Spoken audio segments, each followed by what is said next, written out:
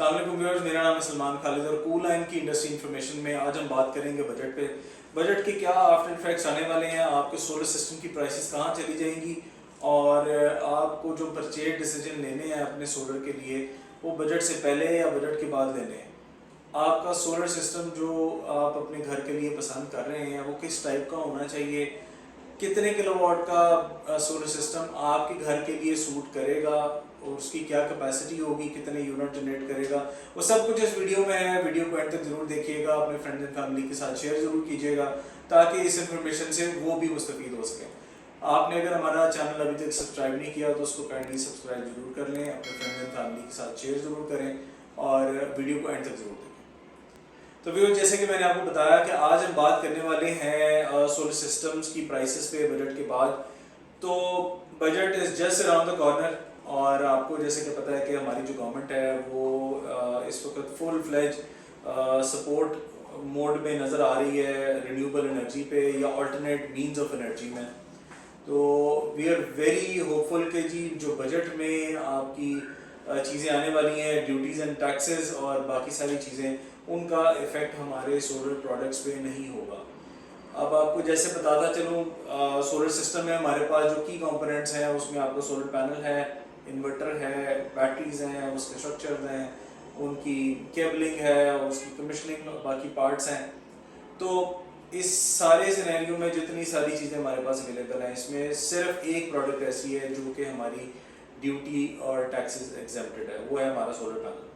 अगर तो गवर्नमेंट ये डिसाइड कर लेती है कि इस इम्पोर्टेड आइटम पे हमने जीएसटी लगाना है तो 18% जो है वो जीएसटी लगेगा आपके सोलर पैनल्स के ऊपर।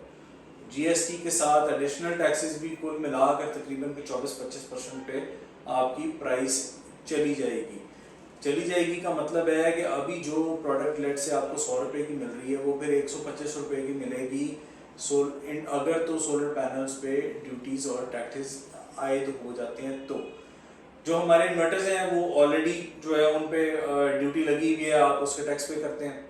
इसी तरह जो बाकी इंपोर्टेड प्रोडक्ट्स हैं, बैटरीज हो गई, उन पे भी हमें टैक्स देना पड़ता है। सिर्फ एक सोलर पैनल था जो कि हमारा टैक्स एग्जेम्प्टेड था और वी आर वेरी होपफुल कि इस पे जो है वो गवर्नमेंट जो है वो अपनी नज़रसानी ज़रूर करेगी, क्योंकि देवर र्यूमर्स के आपकी सोलर पैनल के ऊपर जो है वो जीएसटी लगने जा रही है। लेकिन फिल फॉर मैं आपको ये बात क्लियर कट जो है वो बता दूं कि अभी तक ऐसा इरादा गवर्नमेंट का उनके स्पोक्स पर्सन्स के थ्रू हमें कोई नज़र नहीं आ रहा और वो लोग बड़े हेल्पफुल हैं, बड़े सपोर्टिव हैं इस मामले में कि हमने अल्टरनेट मींस ऑफ एनर्जी को जो है प्रमोट करना है, सोलर को प्रमोट करना है, विंड को प्रमोट करना है, हाइड्रो को प्रमोट करना है, ताकि हमारी जो रिलायंस ऑन ग्रिड है वो कम से कम हो सके।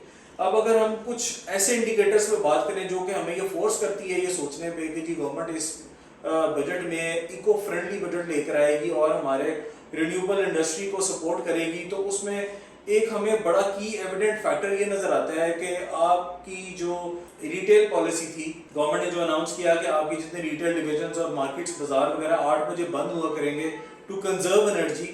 तो एक ये जो प्लानिंग है गवर्नमेंट की, ये की इंडिकेटर है कि जी गवर्नमेंट इस वक्त जो है वो चाह रही है कि हमारी जितनी बिजली बच सकती है वो हमारे रिजर्व्स जितने बढ़ सकते हैं और हम अपना जो लोड है वो जितना स्क्वीज आउट कर सकते हैं वो हमें कर लिया जाए। तो आपके पास बिजली जनरेट करने के अल्टरनेट मीडियम्स में सबसे एक की और पिवटल रोल जो है वो सोलर एनर्जी का है। तो जी अब हम बात करेंगे 3 किलोवाट के सिस्टम पे कि 3 किलोवाट का सिस्टम जो है वो हमारा क्या क्या लोड चला सकता है, कितने यूनिट मंथली जो है वो आपको सेव कर सकता है, आपके बिल में कितनी सेविंग आ सकती है और आपको 3 किलोवाट का सिस्टम जो है एवरेज कितने में कॉस्ट करेगा। ये वीडियो एंड तक जरूर देखिएगा क्योंकि इसमें मैं आपको बताऊंगा कि कौन कौन से की कंपोनेंट्स हैं जो आपके 3 केवीए या 3 किलोवाट के सिस्टम में लगते हैं और आपको क्या क्या जो है वो लोड आपका चला सकते हैं। 3 किलोवाट के सिस्टम में आपके पास एक 3 किलोवाट का, 3.2 किलोवाट का या 3.56 किलोवाट का एक इन्वर्टर होना लाजमी।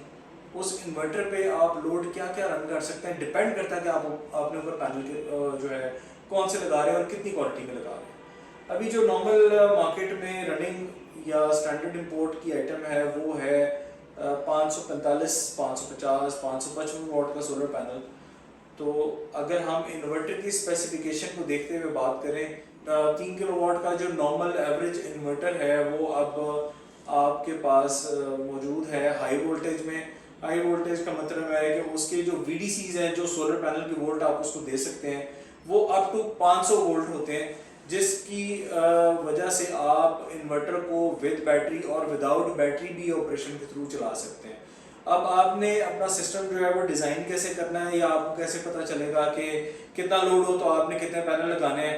सिंपल रूल ऑफ थंब ये है कि आप अगर बिल्कुल लेमैन और आपको ये चीज़ों का आइडिया नहीं है, तो जितना आपका लोड है अप्लाइंसेस के ऊपर मेंशन भी होता है, अप्लाइंसेस पे मेंशन नहीं है तो उसकी बैक साइड पे एक सिल्वर स्ट्रिप लगी होती है, या किसी भी कलर की स्ट्रिप होगी जिसमें आपको बताया होगा कि कितने एम्पेयर लेता है और कितने वोल्ट पे चलता है। आप एम्पेयर्स को वोल्टेज से मल्टीप्लाई कर लेंगे, आपके पास टोटल नंबर ऑफ वाट्स आ जाएंगे, जितनी पावर आप उस अप्लाइंसेस की चलाना चाह रहे हैं, या उस अप्लाइंसेस की ये टोटल पावर होगी।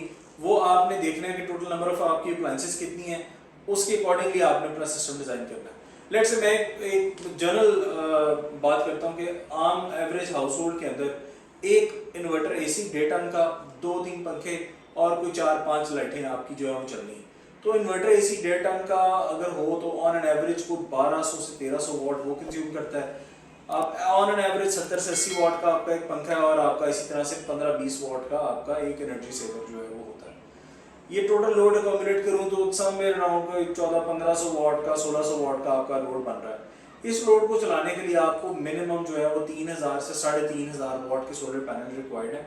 आपने करना ये है कि 3.5 का, 3.2 किलोवाट का एक इन्वर्टर लेना, और उसके ऊपर आपने अपने जो है वो 3.5 से 4 किलोवाट के सोलर पैनल्स जो है वो लगा देने, अलॉन्ग विद 2 बैटरीज, अगर आप चाहते हैं कि आपको बैकअप भी मिले। अब बैकअप आपको कितना चाहिए ये आपने खुद डिज़ाइन करना है। अगर आपको 1 घंटे का बैकअप चाहिए तो मिनिमम 185 से 230 एम्पेयर की बैटरी आपको लगानी है, और ये एम्पेरेजेस की बात कर रहा हूँ मैं ट्यूबुलर बैटरी के अकॉर्डिंगली, क्योंकि जो नॉर्मल एसिड बैटरी है वो आपको इतना लॉन्गर बैकअप नहीं देती है। अब अगर इस सिस्टम की कॉस्टिंग की, इस सिस्टम की ऑपरेशनल वैल्यू की, इस सिस्टम की यूनिट्स जनरेशन की बात की जाए तो ये 3 किलोवाट का सिस्टम आपको मंथली बेसिस पे समवेयर अराउंड को 400 यूनिट, 350 यूनिट, 400 यूनिट आपको जनरेट करके देता है। एवरेज डेली बेसिस पे कोई 8, 9 या 10 यूनिट बनेंगे, लेकिन ये ज़रूर होगा कि आपकी डेली जो कंजम्पशन है, मतलब डे टाइम का जो लोड्स हैं आपके, वो सारे ये जो अपना सोलर सिस्टम है वो ये उठा लेता है। आपके बिल में एक सब्सिक्वेंट जो है ना आपको फ़र्क नज़र आता है, और आपका बिल में लेट्स से 20%, 30%, 40% का ये एक जो 3 किलोवाट का सिस्टम है ये आपको सेविंग जो है वो देता है। अभी हम बात करेंगे 5 किलोवाट या 6 किलोवाट के सिस्टम की। तो 5 किलोवाट या 6 किलोवाट के सिस्टम में 2 तरह के सिस्टम आप लगा सकते हैं, जिसमें 5 किलोवाट का हाइब्रिड हो सकता है बैटरी वाला, और 5 किलोवाट या 6 किलोवाट का ऑन ग्रिड सिस्टम भी हो सकता है। अब ये चीज़ का आपने ख्याल ज़रूर रखना है कि ये दोनों सिस्टम जो हैं इन पे नेट मीटरिंग अप्लाई हो सकती है। नेट मीटरिंग जो है उसको अप्लाई करने के लिए सिर्फ इन्वर्टर के अंदर ही कैपेसिटी होनी चाहिए कि वो आपको जितनी जनरेशन दे रहा है सोलर से वो ग्रिड में भी एक्सपोर्ट कर सकता हो, उसके अंदर ये कैपेसिटी होनी चाहिए। तो आपका सिस्टम नेट मीटरिंग पे बड़े इजीली चल सकता है। आपका 5 किलोवाट का जी जो सोलर सिस्टम है वो महीने के कहीं पर आपको 500 से 650 यूनिट्स के बीच में आपको जनरेशन देता है। सिमिलरली अगर आप 6 किलोवाट के सिस्टम पे जाते हैं तो 6 किलोवाट वाला सिस्टम आपको महीने में 700 से 750 यूनिट्स जो है वो आपको मंथली बेसिस पे जनरेट करके देगा। 700 से 750 यूनिट्स अगर आपके महीने में आ रहे हैं तो इसका मतलब है कि आप अपना एक जो एयर कंडीशनर है इन्वर्टर बेस्ड वो इजीली अपने ऑपरेशनल में लेके आ सकते हैं थ्रू आउट द डे।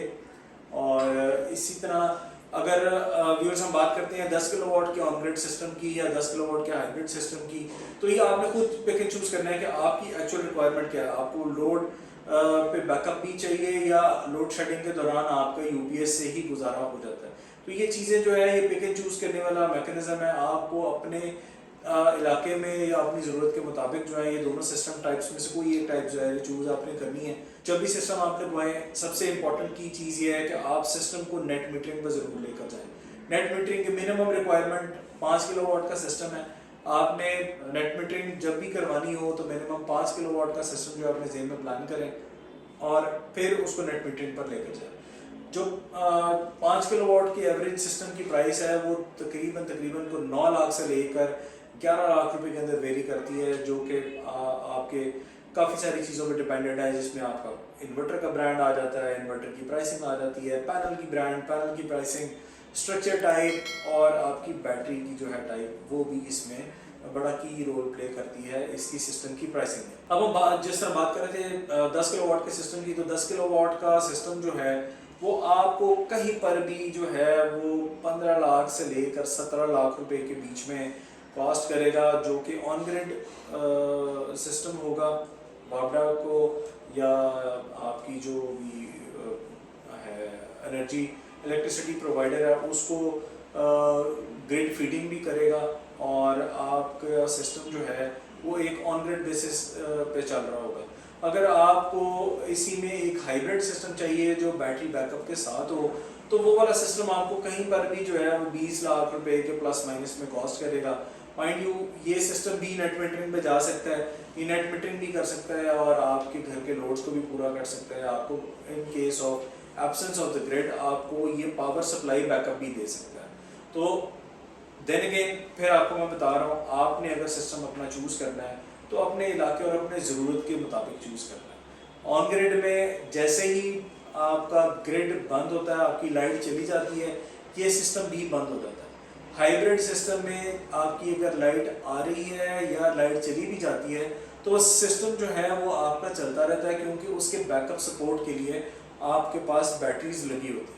तो व्यूअर्स, उम्मीद करते हैं आपको ये वीडियो पसंद आई होगी। अगर आपको ये वीडियो पसंद आई है तो हमारे पेज को लाइक करें, हमारे चैनल को सब्सक्राइब करें और अपने फ्रेंड्स एंड फैमिली के साथ भी शेयर करें, ताकि वो भी मार्केट की जो नए ट्रेंड्स हैं, नई अपडेट्स हैं, उनसे अपडेटेड रह सकें।